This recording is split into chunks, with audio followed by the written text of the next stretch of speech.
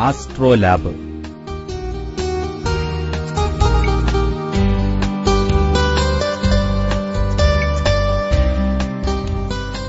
പൗരാണിക കാലത്ത് സഞ്ചാരികളുടെ നിരീക്ഷണ അനുഭവങ്ങളും സ്വന്തം അറിവും ചേർത്ത് അറബി പണ്ഡിതർ വിശദമായ നക്ഷത്ര ചാർട്ടുകളും നിരീക്ഷണ ഉപകരണങ്ങളും നിർമ്മിച്ചു.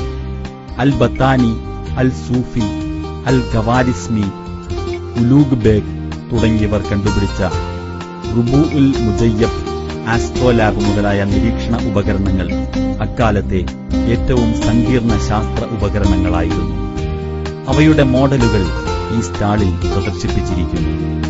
സൂര്യന്റെയും മറ്റു പ്രധാന നക്ഷത്രങ്ങളുടെയും ആകാശത്തു നിന്നുള്ള സ്ഥാനങ്ങൾ ഏതു സമയത്തും മനസ്സിലാക്കാൻ ഉപയോഗിച്ചിരുന്ന ഒരു അനലോഗ് കമ്പ്യൂട്ടറാണ് ക്വാഡ്രന്റ് ആസ്ട്രോലാബ്. 9-ാം നൂറ്റാണ്ട് മുതൽ 13-ാം നൂറ്റാണ്ട് വരെ മുസ്ലിം ലോകത്തും ശേഷം 17-ാം നൂറ്റാണ്ട് വരെ യൂറോപ്യൻ രാജ്യങ്ങളിലും ഇതുപയോഗിച്ചിരുന്നു.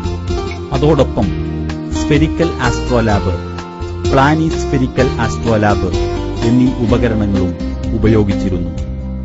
നസീറുദ്ദീൻ തൂസി എഴുതിയ ഒരു ഗ്രന്ഥത്തിൽ ഇവയുടെ 1000 ഉപയോഗങ്ങൾ വിശദീകരിക്കുന്നുണ്ട്.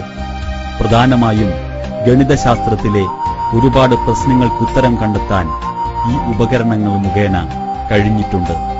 15-ാം നൂറ്റാണ്ടിൽ ജമാലുദ്ദീൻ അബ്ദുല്ല മാറുദീനി എഴുതിയ റിസാലുൽ മാറുദീനി എന്ന ഗ്രന്ഥത്തിൽ റുബൂഉൽ മുജയ്യബ് എന്ന ഉപകരണത്തെക്കുറിച്ച് പ്രതിപാദിക്കുന്നുണ്ട്.